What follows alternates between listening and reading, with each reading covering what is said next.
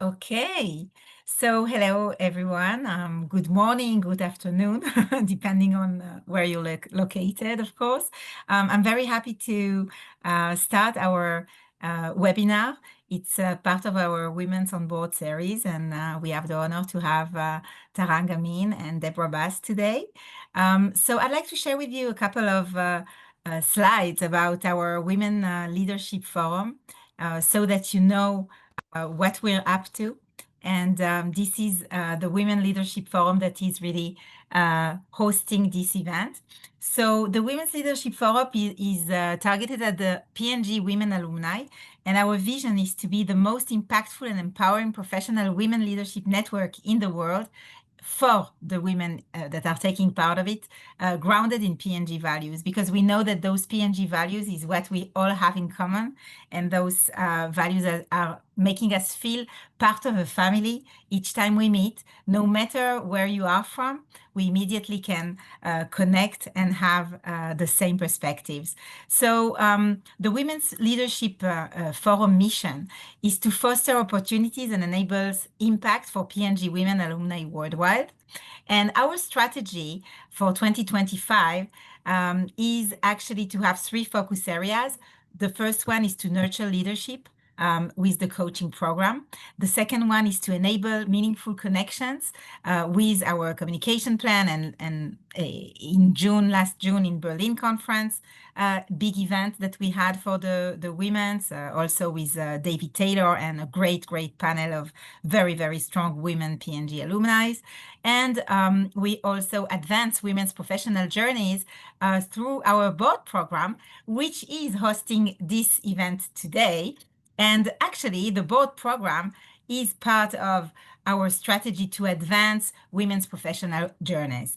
And we heard you, the women on the network, that were asking for help or for their aspiration to become part of a board, be it in an NGO or a startup or a big private company. And actually, this is how we formed this team.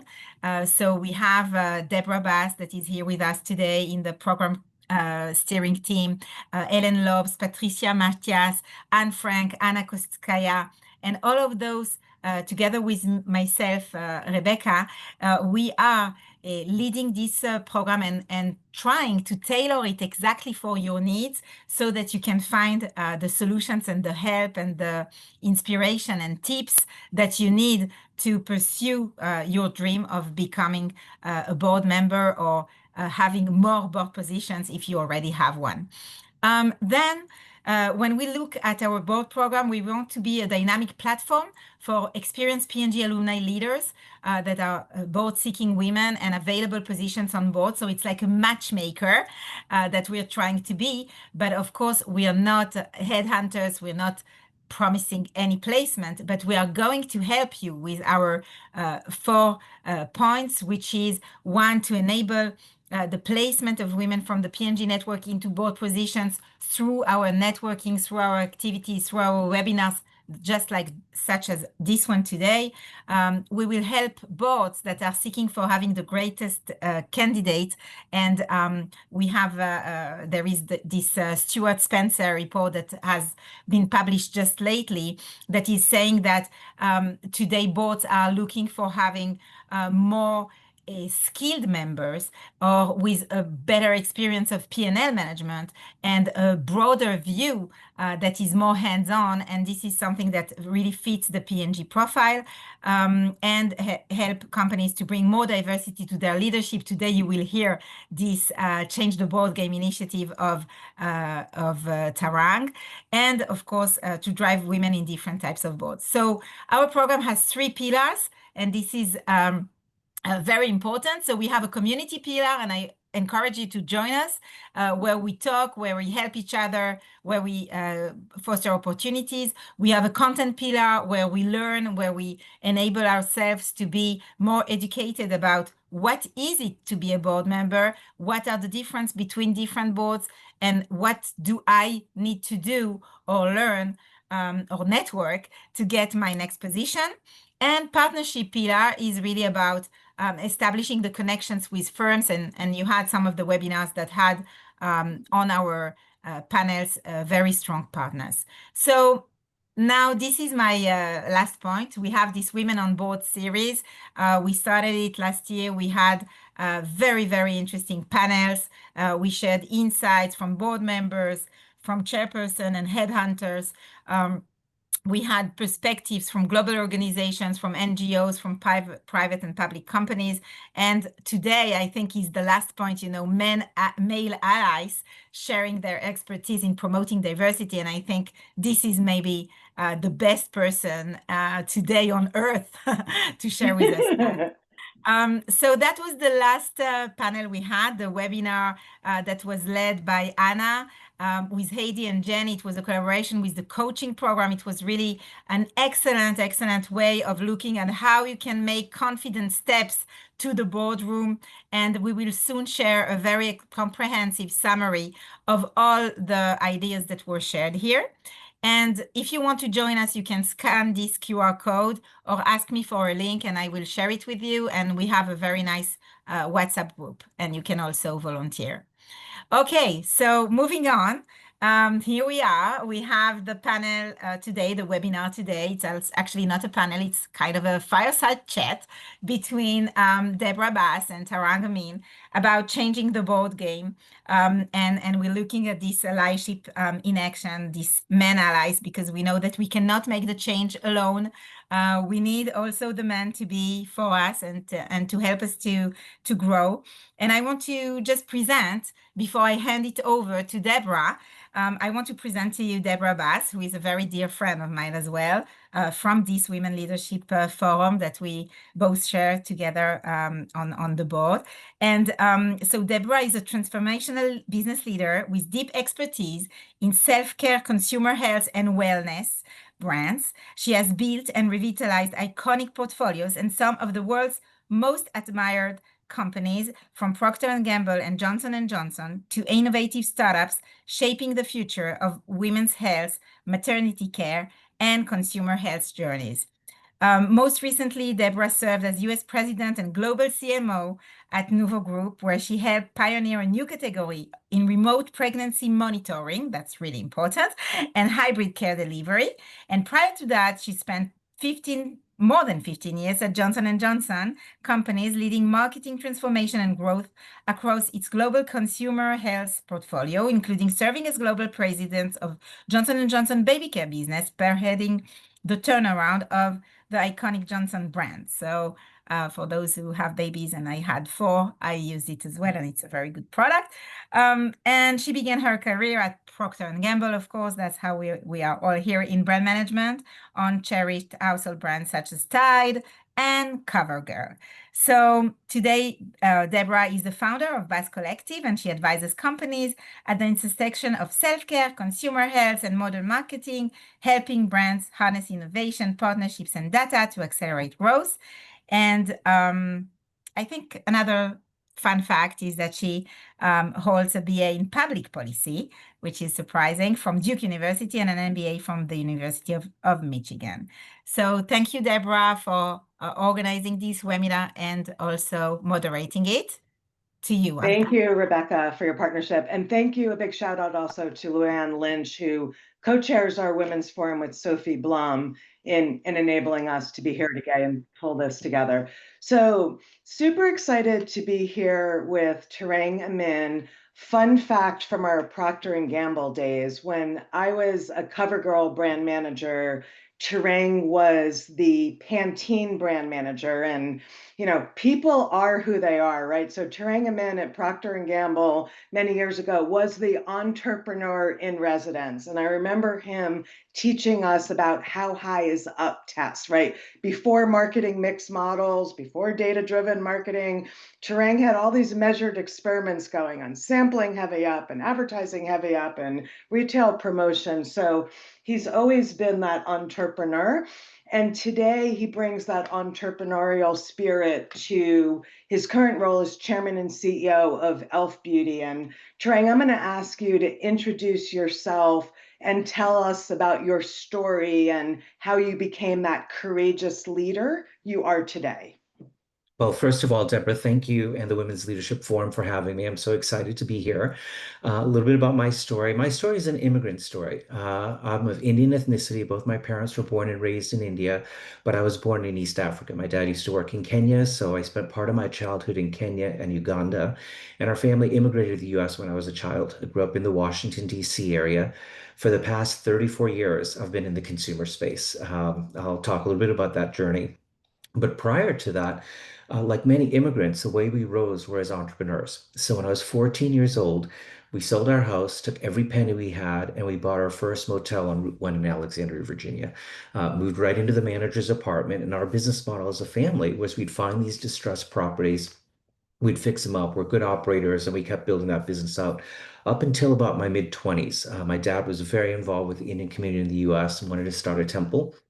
So I ended up selling our family business, and my parents have lived off of that ever since. And the reason why I tell the motel stories and kind of the live intros, because they don't often show up in my corporate bios, is twofold. I found myself after grad school at in the brand manager program at P&G, which was a terrific, terrific training ground.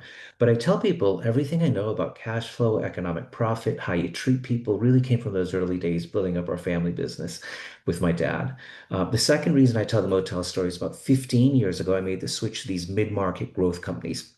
My last company was my actually first public company CEO role was a company called Shift Nutrition, which we built up the value from about 180 million to a billion and a half, selling it to Reckitt Benckiser. I've now been CEO of e.l.f. Gosh, 12 years. And the connection to my family business is really twofold. I love these mid-market growth companies where every single person can make a difference in our results. The level of ownership people have, the speed at which we can move is so much more reminiscent of our family business growing up than sometimes these large global matrix organizations I found myself in. Of course, I did spend 20 years between P&G and Clorox, and was an important formative part of my career.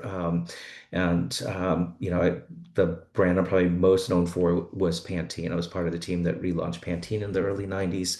Um, and then did something unusual. That was my baby for 8 years. I also worked on the Bounty business, and subsequently have worked pretty much every major consumable sector, everything from food to pet to home care to laundry, healthcare, obviously beauty. If it's an everyday consumable product, I've probably been around the space at one point or another. I'm absolutely passionate about building brands. The best way I know you build brands is you lead the innovation in the category. But what I love doing the most is assembling these high performance teams. I I always brag that I've got 34 years being in the consumer space. I've never had a business. We haven't grown multiples where the category is growing, and I always attribute it back to the team. So that's a little bit about me. Married, I've got two kids. They're not really kids. They're both grown. I've got a 33-year-old son and a 31-year-old daughter. Yeah, both of them are married, and our son and his wife now have two kids. So that's actually been the favorite part of my journey so far is being a grandparent. And what they say is true. Being a grandparent is way better than being a parent. So really enjoying that. They're here in the Bay Area. What an inspiring story. I love the immigrant roots and what you've learned, and also about serving the general public. I learned to serve the general public as a waitress at Chi-Chi's, right? Which, if anyone remembers Chi-Chi's from the US, but you learn, right, just how to deal with people and temperament, and it's great foundational training. So thank you for sharing the personal story. I'm now going to shift to you as a leader and do some double clicking there. So we say it takes a different kind of leader to build a different kind of company.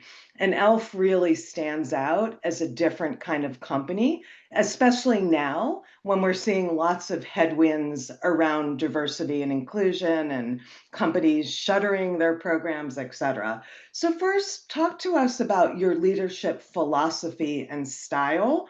What is it? How does it manifest in practice? Well, I think my leadership style is one of curiosity. I say the longer I'm in business, the more questions I ask, the more curious I'm about how things work. I mean, you just looking at me, no one's ever going to accuse me of being a makeup enthusiast. So I absolutely rely on our young, diverse team that are absolute enthusiasts. One of my beliefs is making sure you're reflecting the communities you serve. And so our employee base is 74% women, 76% Gen Z and millennial, 44% diverse, absolutely reflects the communities we serve. And so that leadership style with a lot of questions.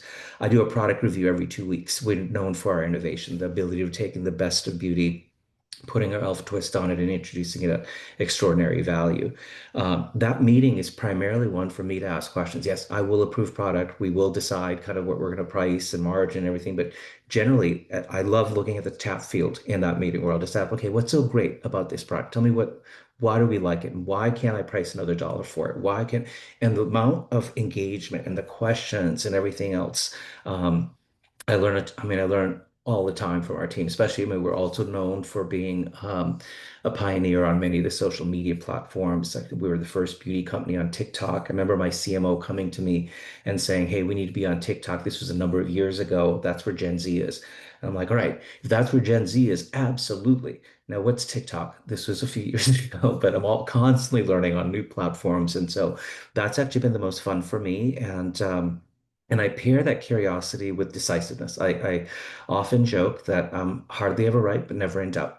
But we're not going to let people know I can be wrong a lot. I have no ego of being wrong. If there's better consumer data, if there's um, better argument and conviction, I have no problems changing it. But we'll be able to make that correcting decision faster than most of our competitors take to make that first decision. And so that concept of forward motion and trying, testing and learning, trying new things, and being unafraid to fail, and also creating an environment where people know it's okay. Innovation doesn't happen unless you're trying, unless you're going forward, and so those are a few of the characteristics.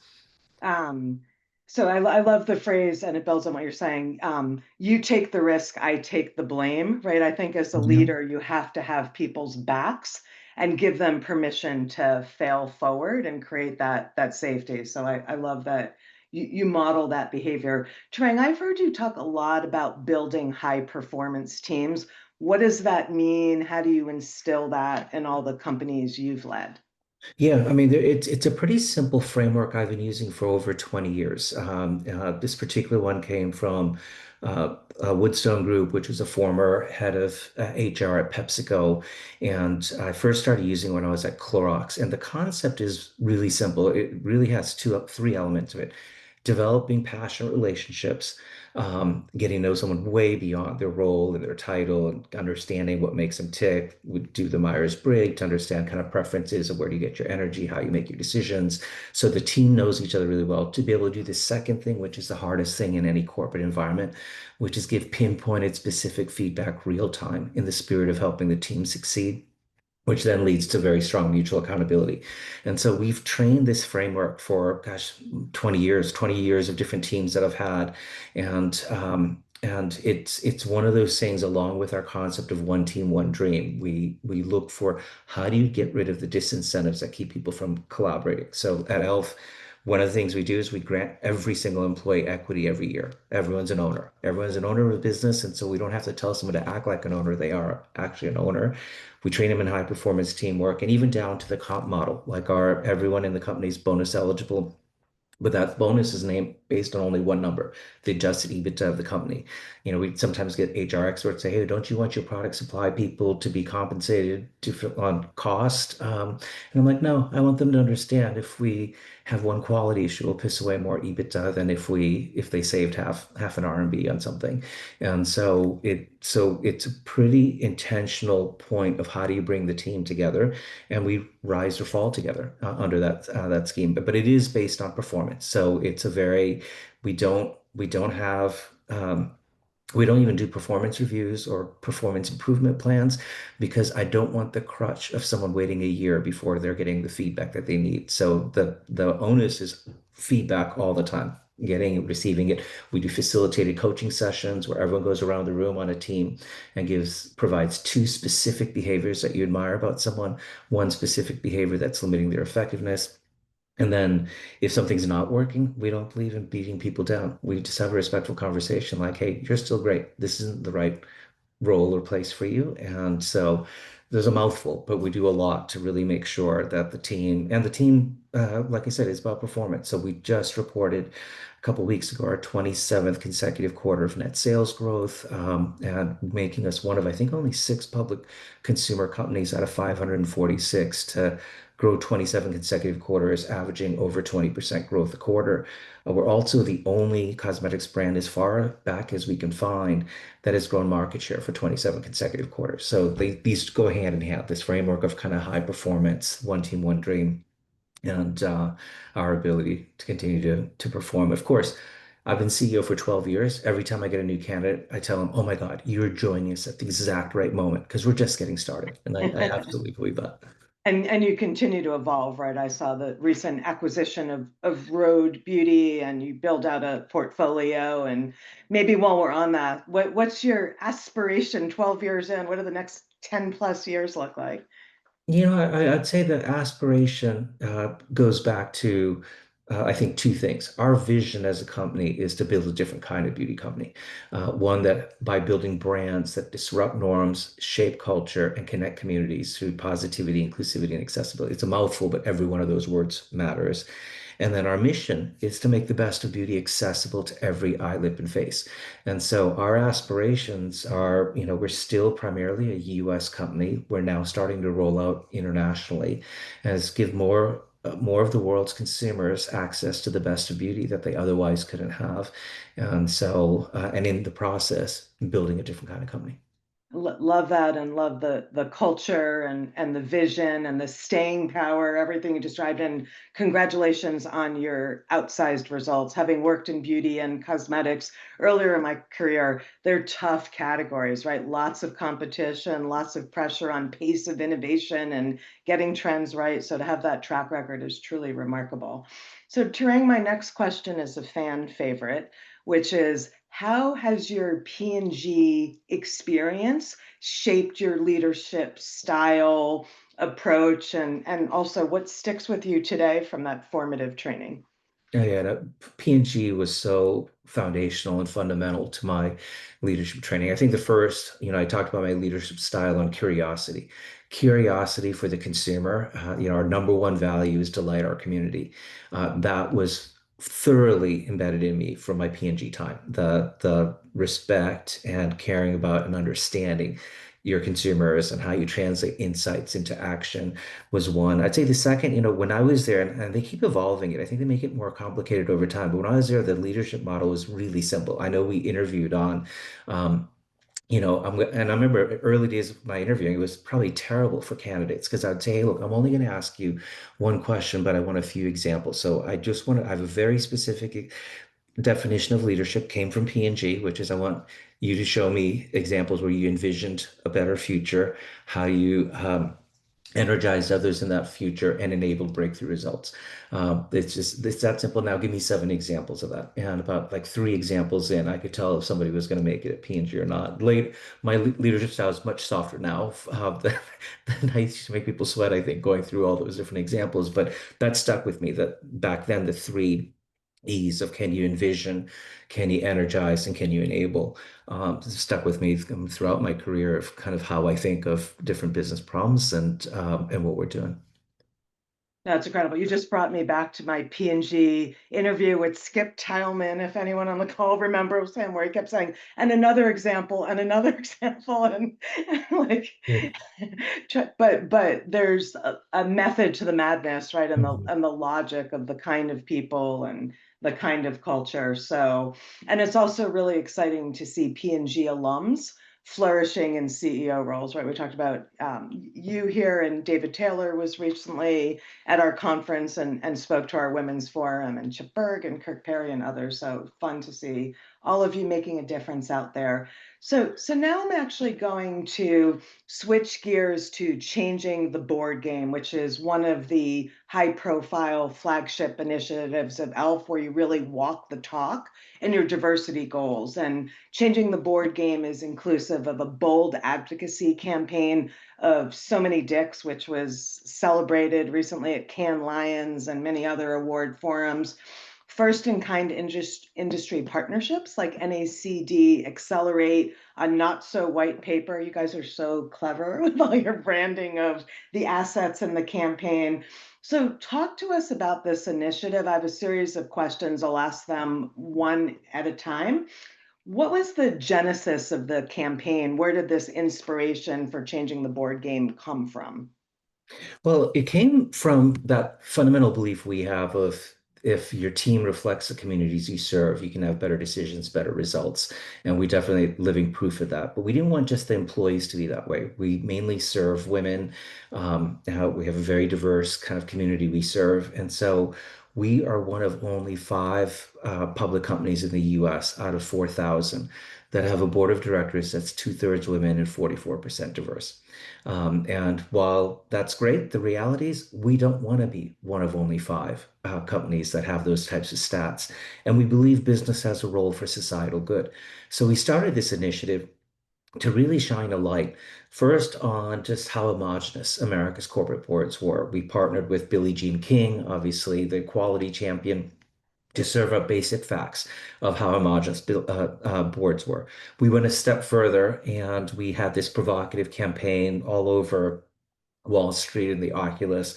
The headlines basically, so many dicks, so few of everyone else. And the basic insight were there are more men named Richard, Rick, or Dick on America's corporate boards than entire populations of underrepresented populations, more than Who Asian knew, women. right? That's like such a fun fact. Yeah, and it was, I mean, That's and clearly broke through, more than, I mean, entire populations of people. And by the way, our point is, there's nothing wrong with being a Richard, Rick, or Dick. We just want to make room for others.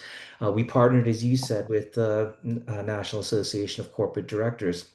And we now have sponsored 40 women and diverse candidates through their Accelerate program, basically accrediting them for board service. We published with North Carolina A&T University a not so white paper because there's a lot of rhetoric right now, but what there's been an absence of is the real facts. And there's so many facts that show the power of having a diverse board to better results. In fact, the latest study we published with them showed that boards with above average gender diversity outperform boards with below average gender diversity. And they studied this over a 6 year period, I think 2018 through 2024. And the outperformance was astounding. The something like 269% better return on equity for the boards that had above average gender diversity versus wow. below gender diversity. And so we feel it's part of our responsibility. It's what we believe in. It relates back to our mission of we're for every eye, lip, and face, and we have a role and building allyship too. We've created a coalition, the Latino Corporate Directors Association, Black Women Corporate Directors Association. A number of individuals, companies have joined us to basically say, hey, let's make a difference here. And our specific goals are we want to double the rate of women and diverse representation on corporate boards. We have a long way to go, but if I feel like if we don't stand up for it, there's too much noise the other way of and what that looks like. And so, really pleased with what we've seen so far. I mean, even in the Accelerate program, 10% have already gotten board positions, and that's just like a year into it. So, encouraged Right. that we can make a difference. No, that's amazing. So you have bold aspirations, you've accomplished a lot. This is a really tough external environment around DE&I. And talk to us about the external environment. How has it, if at all, impacted you? How do you hold the current courage of your convictions that DEI is good business sense, et cetera? Like, how do you manage that massive headwind? Yeah. So I'd say there's a couple things. One, we have the advantage that we're not a federal contractor, so we're not subject to the president's executive order that required some companies to remove that language and put that. And for us, it's way more fundamental. We've actually never had a DEI program or quotas or a number of the things that are being attacked. It's so much more fundamental. We believe our team representing our community, it's a very hard thing for someone to argue against. We're just trying to serve our communities better. We're trying to delight our communities and feel like having people that can relate to that is a big advantage. So one, I think we're out of the crosshairs of the places where you get most attacked, but more, like I said, more fundamental. We are who we are. We've been this way for 21 years. We're not going to change. I think companies get in trouble when they jump on the bandwagon of a particular initiative, but really deep down didn't believe it. Consumers are smart. Communities are smart. They understand with something core and authentic or at the first sign of opposition, do you cave? And so for us, it's like, you know, I get on media all the time. I was on Aaron Burnett's show recently. She's like, "Oh my God, you're courageous. Aren't you afraid of being attacked?" And I'm like, you know, look, we are who we are. This is who we are, and it would be wrong for us to argue otherwise. And we'll continue to shine a light. I mean, all throughout my career, I've seen the power of, and there's, I mean, it's not even close. Diverse teams outperform homogenous teams in every setting, from athletics all the way through business as you go through. And so for us, it's who we are, but it's also good business, and you know, and we're proof of that. And I think the business case and showing the results with your track record, right, of diversity, being authentic to who you are, it was always in your DNA. So you're just being who you are such important lessons learned. Also, not jumping on the bandwagon or trying to take a stand on issues where you don't have a right to have a voice. I think there's often temptation from companies or brands, right, to want to speak on every issue versus be Yeah, no, choiceful and you know, about. we have a simple framework that's helped us on because we are pretty outspoken even on other social issues. And the framework is as simple as one, does it relate to our ethos, our vision, mission, and values? Number two, do we have any authority to talk on the topic? And number three, what would our community think? And Change the Board Game is a great initiative. Number one, it absolutely connects to we're for every eye, lip, and face, and we're big believers in the power of inclusion, the power of diversity. Number two, given our stats, we absolutely have the authority to take a stand, not only in terms of what our own board looks like, but our results and what we're taking. And number three, one of my board members had asked me, like, okay, we know this is what you guys stand for. What did your community think about it? I was like, oh my God, that's a great point. Let's run it. The next day we ran so many digs across every one of our social platforms. 98% positive sentiment. The sentiment was, yeah, this is why I buy e.l.f. e.l.f. stands up for everyone. e.l.f. is a big believer in having a seat at the table for everyone. We did get the 2%. Hey, there's nothing wrong with being a man on a board or being Richard or that, but 98%. So that is a good litmus test of like, where do we actually take a stand, and it grounds us. And every time we've used that framework, it's been right. I mean, including things that are highly controversial, like when Roe v. Wade got overturned. We knew we were going to get some heat, but our workforce is primarily women, and many of them were feeling really alienated. And we looked at our community, and that one had more heat. That one had definitely more as we went through. So we will take stands on things. We just, you know, other times, you know, somebody will be like, "Hey, can you take a stand on the war in Gaza?" I'm like, no, we're not. We're not touching that, other than we're for peace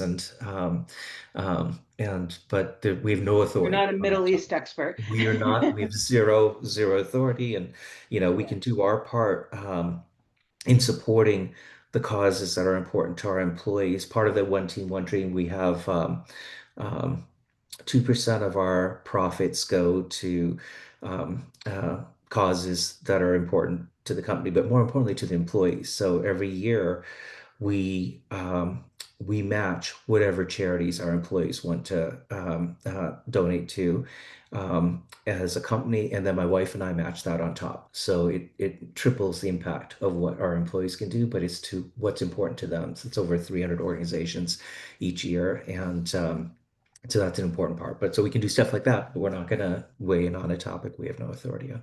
No, that makes a lot of sense. So you've accomplished so much. You've made industry impact with changing the board game. What's ahead? Where's there still runway to expand that program and its impact? Oh yeah, no, we're just getting started in many respects. Like I feel like we're going to continue to partner with the NACD and put more people through their Accelerate program.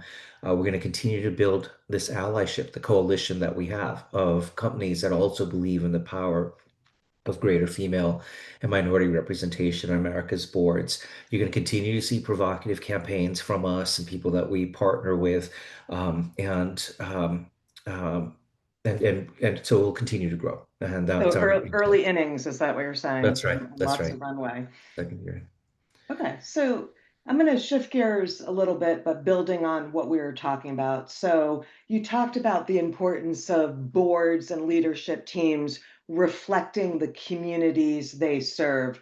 Why is this important? You talked a little bit about business results, but maybe also weave it into culture and how you get to know your communities and how their inspiration sort of shows up in your company culture, business, etc. Yeah, it shows up. It shows up in many ways. I'd say number one is empathy on who are you serving and where do you like. If you don't get social media, if you don't get the core of our model, our innovation model, and how that works, it's really difficult. So having a diverse board and a board of women, we just get much better thought when you have that diversity of thinking. And I'm trying to find a couple of examples. Um, we'll do our innovation review with the board, and it's amazing. And we have actually mentioned earlier, Chip Berg's on my board. Um, he actually, it's funny when I first wanted Chip on my board, we have the same assistant. A former assistant at Levi's is my assistant, and so he asked Nicole. He goes, I thought Tarang was really big on diversity, and Nicole told him, yeah, Chip, I think you are his diversity candidate. You're the only white male on the board, You're his so. dick named Chip.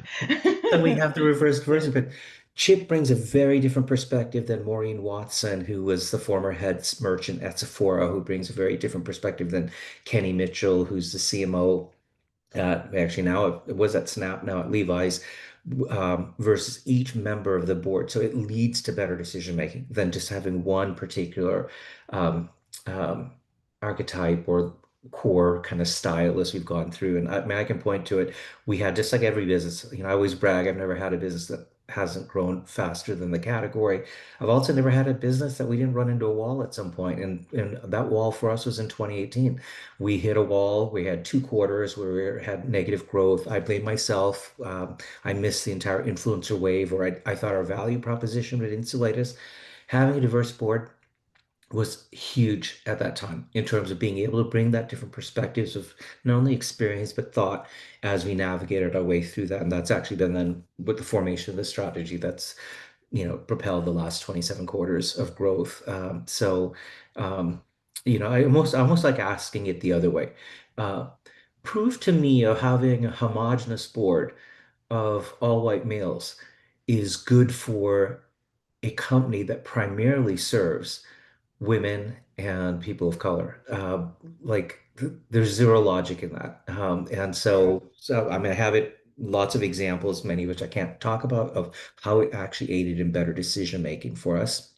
And we're constantly evolving. The board is, the company's constantly evolving. I mean, I think, we first started, I partnered with private equity to buy the company back in 2014. When we decided we were going to take it public, we had to transform the board to a public company board with the required kind of skill sets. As we've grown, I think when we bought the company it was 100 million. It's now 1.6 billion. Our aspirations are much higher. The board has to evolve with the company, and both in terms of the skill sets, what are we looking for as we go forward. And so there's always a refreshment process. So I'd say that's the other thing. It's not good enough just to have a diverse and above average gender board. You keep evolving it based on the needs of where the company's going. Consumer evolves, the market evolves. You have Absolutely. to stay current, or And else you boards miss the need to next evolve. influencer trend, or right That's what's right. coming around the corner. No, that. So, Tarang, what is the role of a male ally in championing diversity and women on boards? Talk to us that broadly, but personally, since you Well, can well, I wear think the I hat. think I think stepping back, allyship itself is absolutely essential to get anything done. No one can do anything by themselves these days.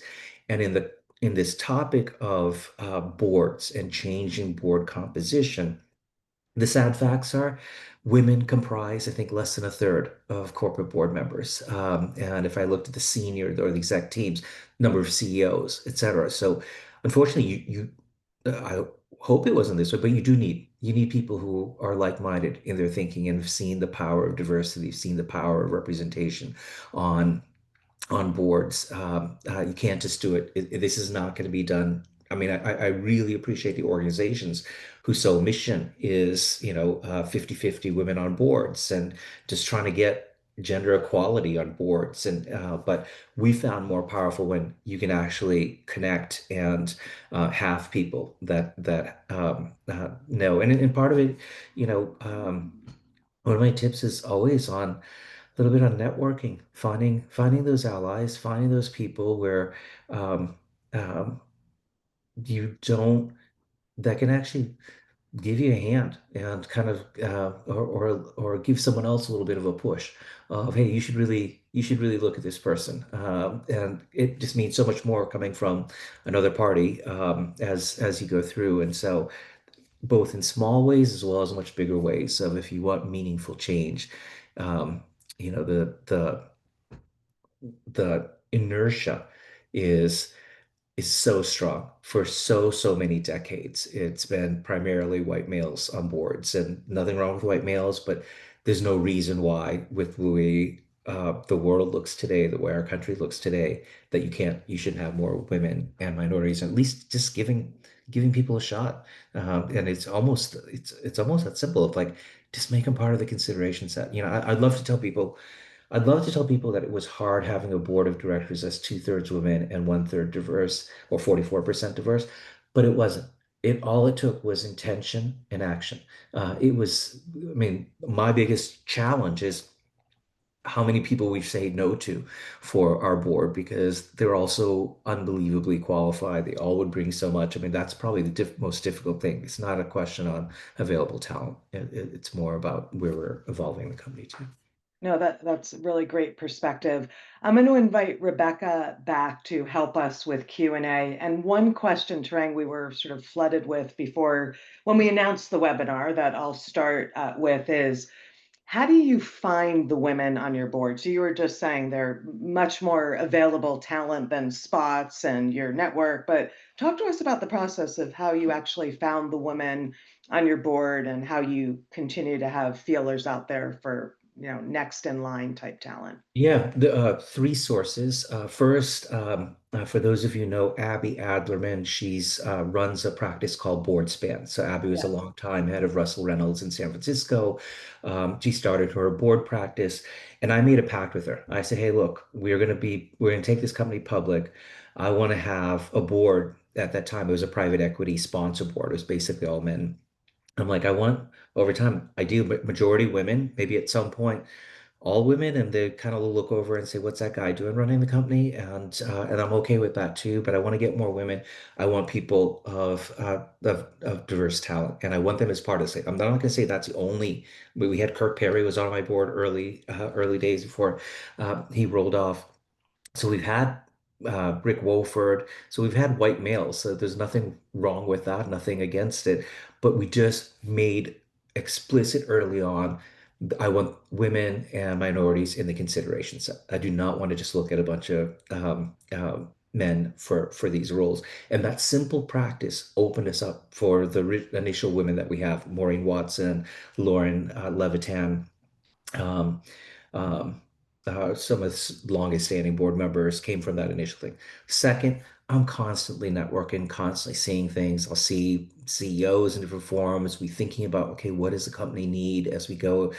Really, in my capacity as kind of chair as much as a CEO, of thinking that, working very closely with the nominating governance committee, having the board work for us on networking, on people that they think would be good for the board or would bring us something different for the board. And so we always have Abby has kind of a running list of people and they're the people that I stay in touch with. And then third, back to allyship, people I trust who then will kind of send me somebody and send me a profile or send me, hey, do you know this person? You should really get to know them. And so all three of those are important. Having a formal kind of retained firm to that goes straight to the nominating governance committee, doing your job, and each board member, I give the challenge to each board member of, I want the best possible people on this board. So keep your eyes open, and I want to be introduced to whoever you think is great, and then people I trust. And actually, the PNG network's fantastic that way too,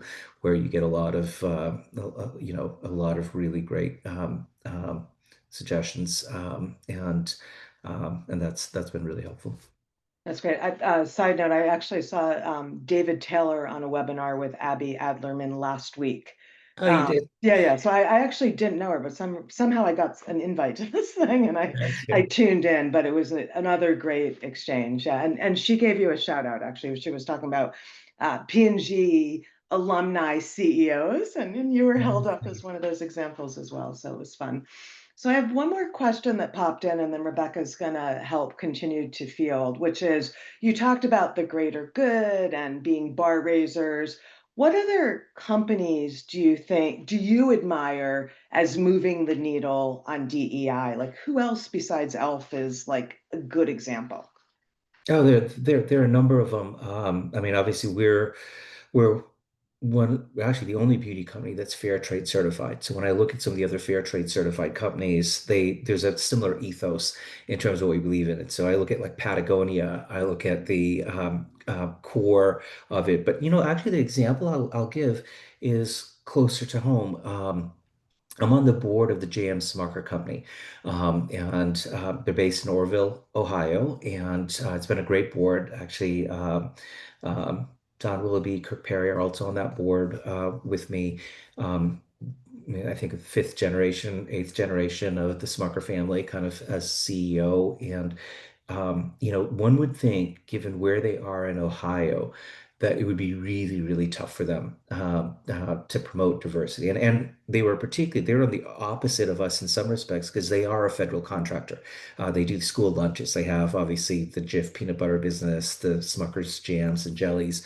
And so they were required to actually remove a lot of the language that they had, a lot of some of the goals that they had. But what they found, they still are committed to making sure that they have the best possible workforce. I've never met a CEO who didn't want the best possible workforce. And they have a simple tactic that they do. And there's no quotas, there's nothing else. They just ask that if you're going to be interviewing, that the slate have a woman or someone of color on the slate. That's it. They're not requiring that you have to do anything or do. And what they found is just a simple having availability on it or access. The majority of their offers are to women or people of color. And almost 90% of those that they offer, over 90% of those that they offer, accept their offer. So they've been able to do it in a way that, I look at that and go like, it shows like that fundamental kind of belief in it with the constraints of that some of the, I'd say, bigger companies have that they are subject to the executive order. They've had to do some things, but I think the intention is still there and their actions are still there. That's a great example on just creating a level playing field, right? Versus the dick on the golf course knows four other dicks that he plays golf with, Right. and suddenly they're all on the board. So Rebecca, you were helping us suss through some of the Q&A. I'll have you chime in and start posing some other questions for Tarang. Sure. So actually, the point that you made about networking and the importance of networking to get a board position or even having your board working actively to look for the next candidates, it raises a question because we see, and also this latest report shows that the boards are not changing so quickly. And there are not so many succession plans. So if everybody is in position and you like them, then how can we, as the women in this board program, can come and offer our skills to you and get some kind of a position if it's all already taken? Yeah, I always tell people this is one board service in particular is not one to be passive on. Don't wait for the recruiter call on a particular thing. Be um, th more thoughtful in terms of what are the types of companies that you admire? Who are the leaders that you admire? And we all have there's like that less than 6 degrees of separation, often less than 3 degrees of separation, and then Yeah. start doing your networking. Pull up on LinkedIn or pull up their board. See, okay, who do you know through LinkedIn that knows them and ask for a simple little introduction, even if they're not on nominating in governments. And so I'd say sometimes I felt like people are a little too passive, waiting for someone to kind of reach out to them.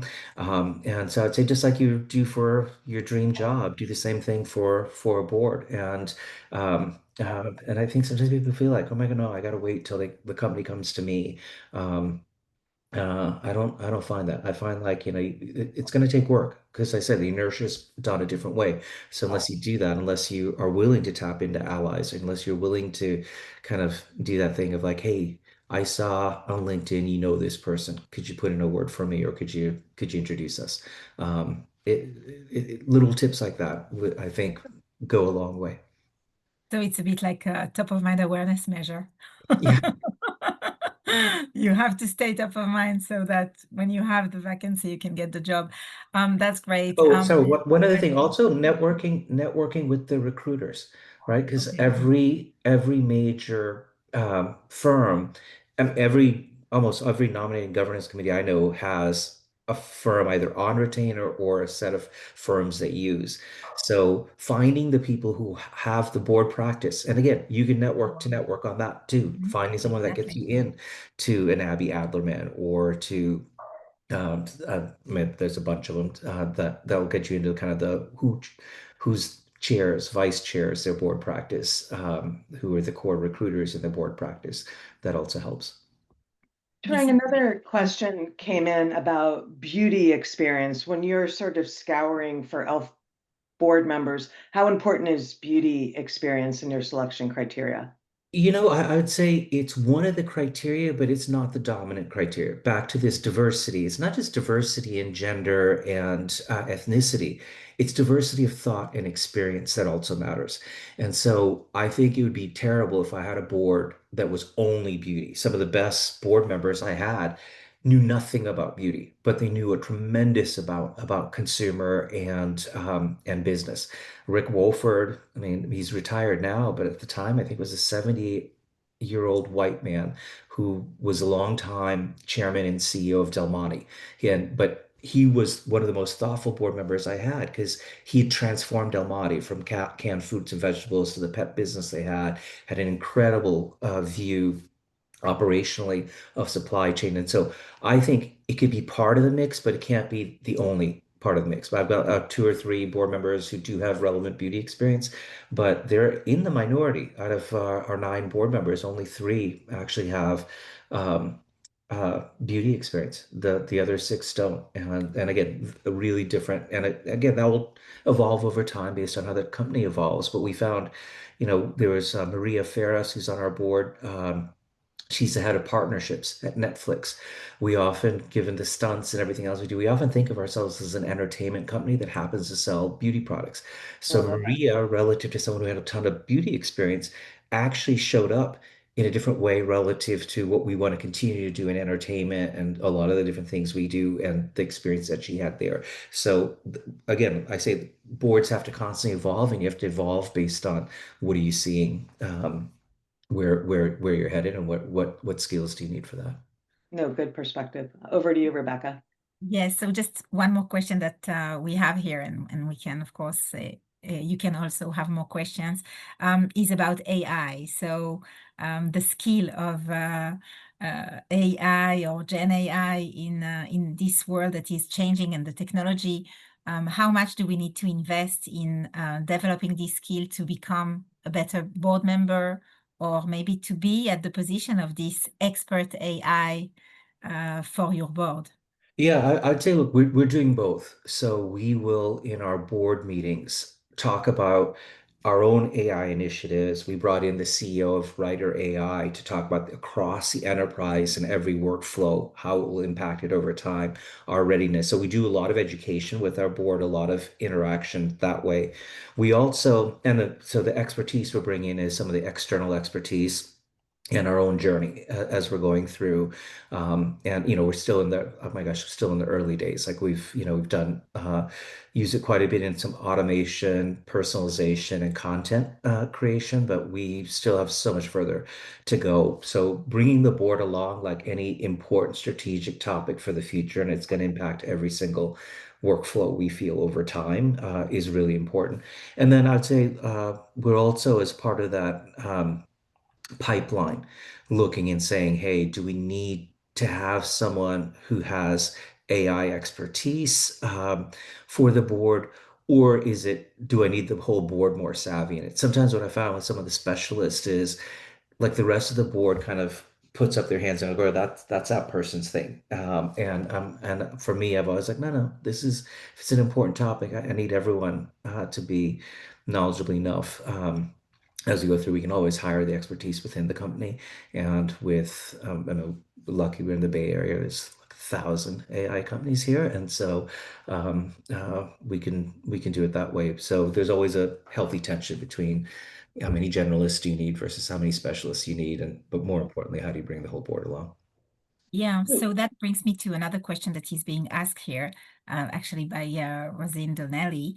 Are you recruiting for the company you are today or the company and the global footprint you aspire to be in the future? It always has to be a future orientation. It's what's next. What do you need next? Because the board I have today is perfect for taking us from 1.6 billion to 3 billion. I also got to think about like the future, well beyond that, like just the with the growth rates and what we have, and we think about the portfolio. Uh, there's a I'd say 5 years ago, M&A wasn't really on our radar. It was just organic growth. We still have very strong organic growth, so that is our primary focus. But as we acquired Notorium, as we just acquired Road, as we're doing some of our strategy work, we're like, M&A may have a bigger role in our future in addition to our strong organic growth.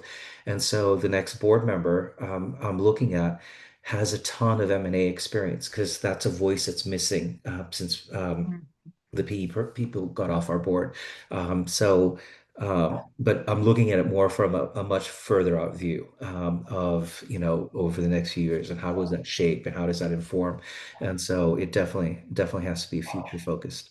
It's not, I mean, that uh, given if you've met your current needs. A lot of boards haven't met their current needs. So there's always a little bit of like trying to catch up to this is what I mean. I'm always going to need at least three financial experts for the audit committee. So I can't get a little too cavalier and then have someone not be ready and need a pipeline for if somebody rolls off and how we think about that. So there's sometimes a little bit of like I call it maintenance to make sure you have the required coverage, but ideally you're looking into the future. So one last question, which is you talked a lot about pulsing your community and staying in touch with your community and delighting your community. What are the channels or forums you use to be hyper in touch with your community? Yeah, so I mean, we're strong across every one of the core social platforms. We have a great community engagement team, everyone's there. But we also have this concept of zero distance between the C-suite and our community. So my CMO terrorizes me from time to time by dragging me onto TikTok Live. I'll go on TikTok Live and she'll be like, all right, you got the big boss here, tell them what you want. And our community is not shy. I'll be looking at the chat field. And I remember last year there was one where they're like, oh, Drunk Elephant's got these great bronzing drops, but they're 38 bucks. We can't afford that. Help us out, Elf. And I'm reading the chat and I'm like, all right, yeah, you guys want bronzing drops. And then it'll be like another 20 chats. No, no, boss man, we want them now. Right. And I'll leave that TikTok somewhat traumatized, and I'll call my head of R&D and innovation and ask her, "Oh my God, please, our pipeline goes out 3 years. Please tell me we have bronzing drops on it." And she says, "Yeah, we do." I'm like, "Thank God. When are they coming out?" She's like, "18 months." And I'm like, "Oh no, no, no." I cannot get yelled at by our community again. And we moved them up. We launched them 6 months later. And so that's just one example, but I think everyone has a responsibility of this, what we call our zero distance. You That's a got to great have one. that engagement, and these days it's super easy. I mean, 30,000 people will show up if we announce I'm doing a TikTok live, and they're not afraid to let me know like what they want to get, and we do that across the C-suite, and in addition to the deeper views we have with our team.